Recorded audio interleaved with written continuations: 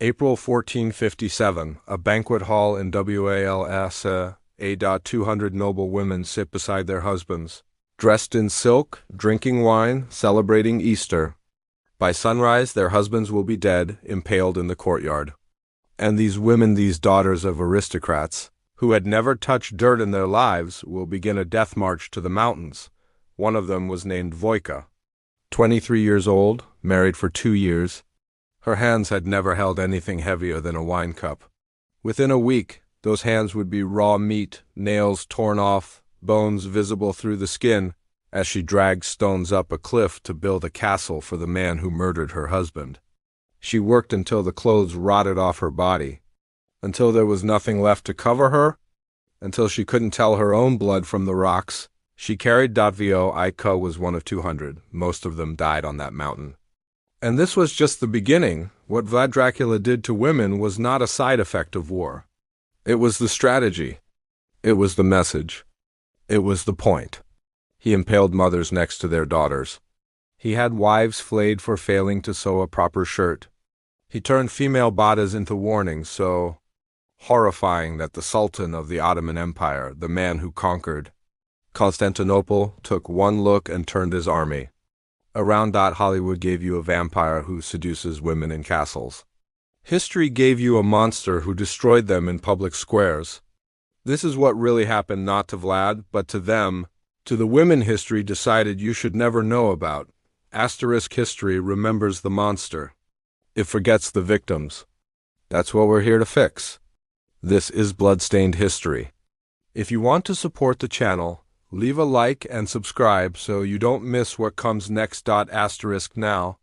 Let me show you where this darkness came from and why Vlad believed that destroying women was the key to absolute power.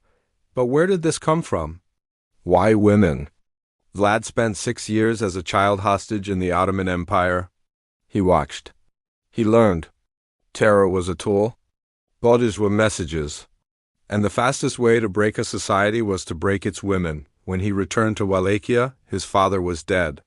His older brother had been tortured and buried alive, betrayed by the very nobles they trusted. The boy who left was gone. What came back was something else. A man who believed controlling women meant controlling everything. And punishing women meant sending messages no one could ignore. So that's exactly what he did. Starting with the wives of the men who killed his family, Easter Sunday 1457, Targovict.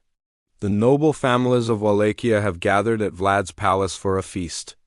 Boyars in their finest robes, their wives glittering with jewels, their families filling the halls with laughter. They think this is a celebration?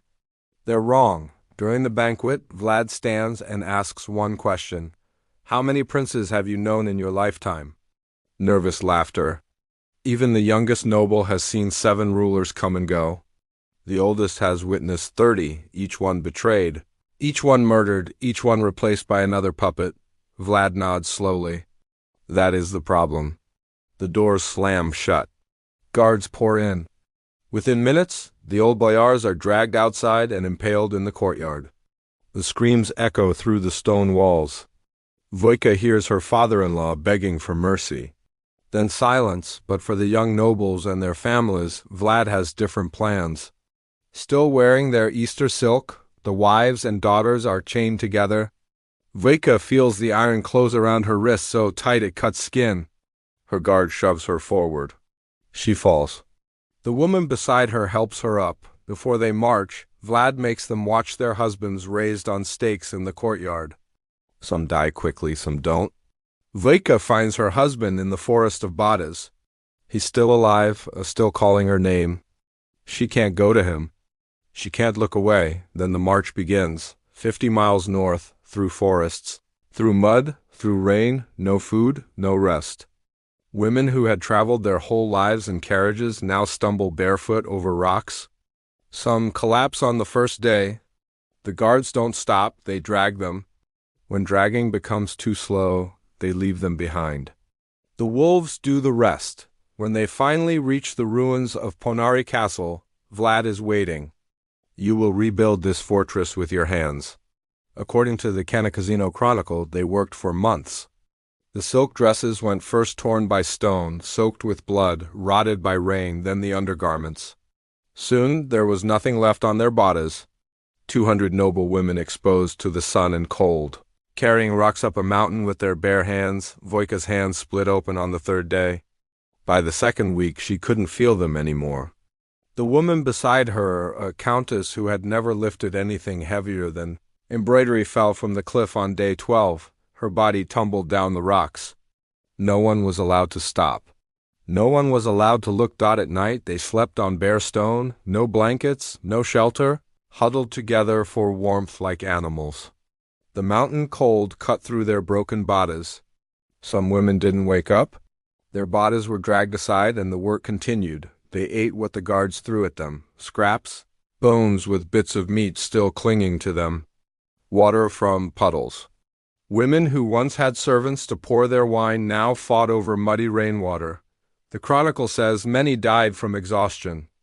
Others fell from the cliffs. Some simply sat down on the stones and refused to move until the guards beat them to death. A few tried to escape. They were caught within hours and impaled in front of the others, a reminder that death was not an escape. Vlad would grant easily, and Vlad watched from above when the castle was finally finished. Only a handful of women remained alive. They were kept as servants in the very fortress they had built with their bleeding hands, their noble titles erased, their families gone. They would spend whatever remained of their lives climbing the same stairs that had destroyed them. But here's what makes this worse. Ponari wasn't about punishment. It wasn't about justice. It was about theater.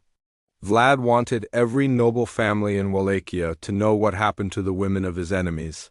He wanted wives to look at their husbands and wonder, if he falls from favor, will I be next? The noble women of Ponari weren't just victims. They were a message. And the message was received, but Vlad wasn't finished with the women of his own kingdom. Building a castle was punishment for the wives of traitors. For ordinary women, the rules were even more terrifying. If you were a woman in Wallachia between 1456 and 1462, you lived in constant terror, not of war, not of disease, but of being noticed. Vlad believed women were the foundation of society. A wife who failed her husband was a crack in that foundation, and cracks had to be sealed with blood. There's a story in the German pamphlets from the time. A peasant man walked through a village wearing a shirt that was too short, his legs were visible. In Vlad's Wallachia, this was not just embarrassing. It was evidence. Vlad stopped him on the road. "Do you have a wife?" The man said, "Yes." "Bring her to me." She came, a woman named Alinka, strong hands.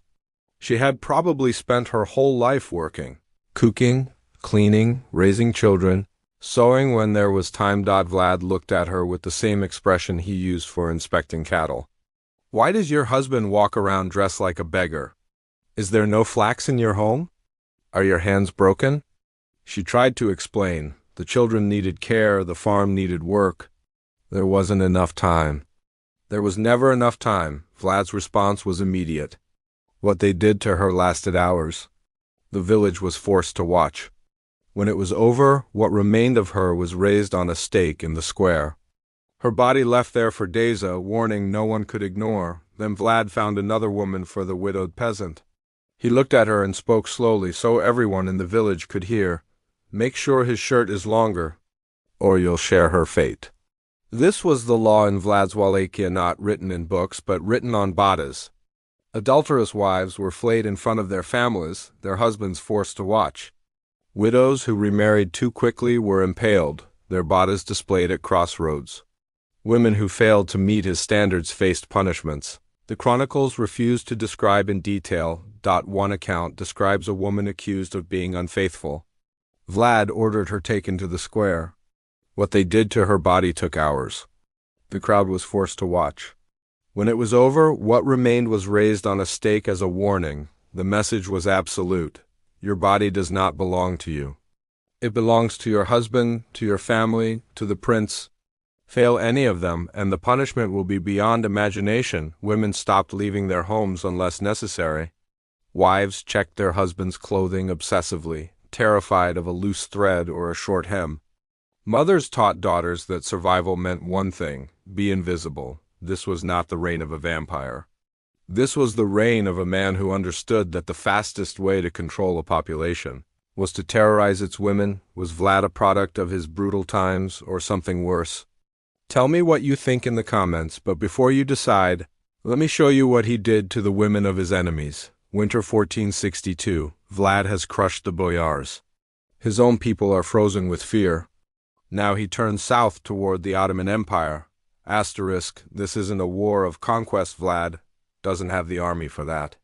This is a war of messages, and he's going to write those messages on the bodies of the innocent. He crosses the Danube with his troops and moves through Ottoman territory, village by village. What he leaves behind is silence.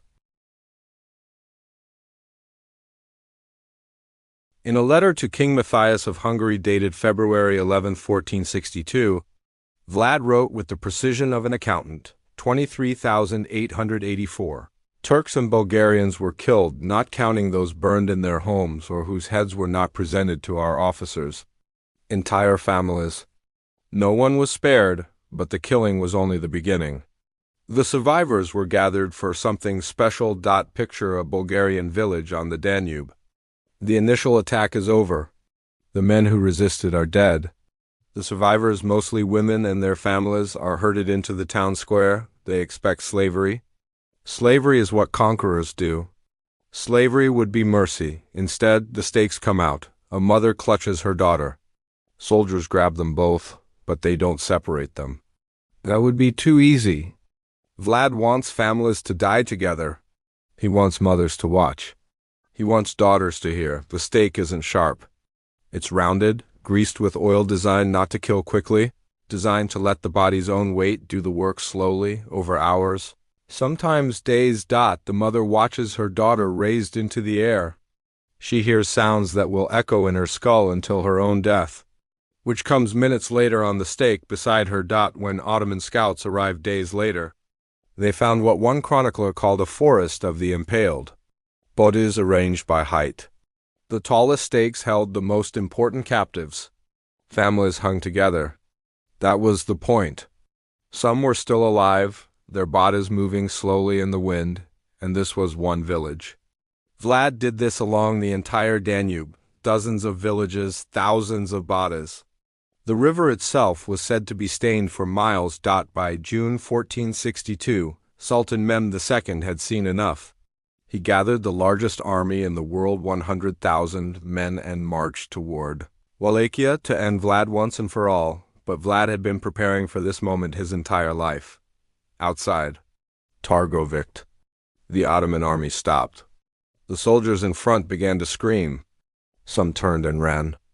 Others fell to their knees. The Sultan rode forward to see what had broken his army. In front of him stretched a field nearly a mile long, half a mile wide. And in that field, raised on stakes of varying heights, were 20,000 bodies entire, families together. The Byzantine historian Leonicus Chalkokondyles was there. He wrote, "There were large stakes on which about 20,000 men, women, and children had been spitted. Quite a sight for the Turks and the Sultan himself. Imagine being one of those women. Still alive, feeling your body slowly giving in to gravity, watching the largest army in the world arrive and knowing that even they cannot save you, that your death is not a tragedy to be mourned, but a message to be read. Some bodies had been there for weeks, rotted beyond recognition. Others were fresh, still bleeding. A few were still alive, their bodies twitching in the summer heat. The smell reached the Ottoman army before they could see the field. Soldiers who had conquered cities vomited at the sight. Mehmed, the man who conquered Constantinople, who ended an empire that had lasted 1,000 years, who had walked through more blood than any ruler alive, stared at the field of corpses and made a decision. He turned his army around and left, according to Chalkokondyles. The Sultan said, "It is not possible to deprive of his country a man who does such great deeds and who can exploit his kingdom and his subjects in this way." It wasn't admiration. It was surrender dressed in diplomatic language. Vlad had won. And the price of victory was paid in the bodies of mothers and daughters. The Sultan left. The women stayed on their stakes. Vlad had won. But there was one more woman in this story, the one closest to him, and her ending was the darkest of all. She has no name in the history books. We know her only as Vlad's first wife. Spring 1462, the Ottomans have retreated, but Vlad's brother Radu is leading a new army toward Ponari Castle, the same castle built by the hands of noble women. 5 years earlier, Vlad's wife stands on the battlements. Below her, the Argic River crashes against the rocks. Behind her, the castle her husband built on the bones of women. In front of her, an army carrying Ottoman flags. She knows what happens to captured women. The harems, the slavery, a life of degradation. But she also knows what her own husband does to women. She's lived in his world. She's seen the stakes. She's heard the screams. She's walked the halls of a castle built by women who died. Carrying stones, she's trapped between two monsters, according to local legend. She turned to her servants and said 7 words. I would rather be food for the fish of the Argic than a prisoner of the Turks. And she jumped. Her body fell hundreds of feet into the river below. The water swallowed her without a trace. Today, that river is still called Raoul Domne, the Ladies' River. Vlad escaped through a secret passage. He would spend 12 years in a Hungarian prison, marry again, and eventually die in battle in 1476. His head was sent to Constantinople, where the Sultan displayed it on a stake. The man who lived by the stake died by the stake. But his wife had already escaped the only way she could, Vojka, building a castle until her hands were bones. Elinka, destroyed for a shirt that was too short. Thousands of nameless mothers raised on stakes beside their daughters. And a wife with no name, choosing a river over 2 different kinds of hell. These are the women of Vlad Dracula's reign, not seduced. Not bitten, not romanticized, but destroyed. Hollywood needed a monster that was sexy. A villain you could secretly root for. A darkness that was thrilling, not disturbing. So they gave you capes and castles and eternal life. The real Dracula offered none of that. He offered stakes and screaming and women used as parchment for messages, written in blood. And here's the uncomfortable truth that history doesn't want to teach you. It worked. For 6 years, a kingdom smaller than some modern cities held off the greatest empire on earth, not through diplomacy, not through military genius, but through cruelty so absolute, so theatrical, so specifically targeted at women and families that even the Sultan couldn't stomach it. Vlad proved something dark about power, that there is a level of horror so extreme that it becomes its own kind of strength, that the fastest way to break your enemies is to break the women they love. The question isn't whether Vlad was evil. History is full of men who killed more. The question is why we turned him into a romantic figure. Why we gave him a cape and fangs and a castle full of candles. Why we made him seductive instead of horrifying. And why we forgot the names of the women he destroyed, because that's what we do. We remember the monsters. We build legends around them. We write books and make movies and sell merchandise with their faces on it. And the victims? They become statistics. Background noise. Nameless bodies in a story that was never really about them. Vojka deserves to be remembered. Her hands bled so a monster could have a fortress. Her suffering built walls that tourists photograph today. So does Elinka, who died because a shirt was too short. So do the mothers of the Danube, who held their daughters as the stakes went up. So does the nameless wife who chose the river over a world where women had no choices at all. They didn't choose to be part of this story. They didn't choose to become messages, warnings, examples. But they were. And the least we can do is remember them. If you made it this far, hit subscribe.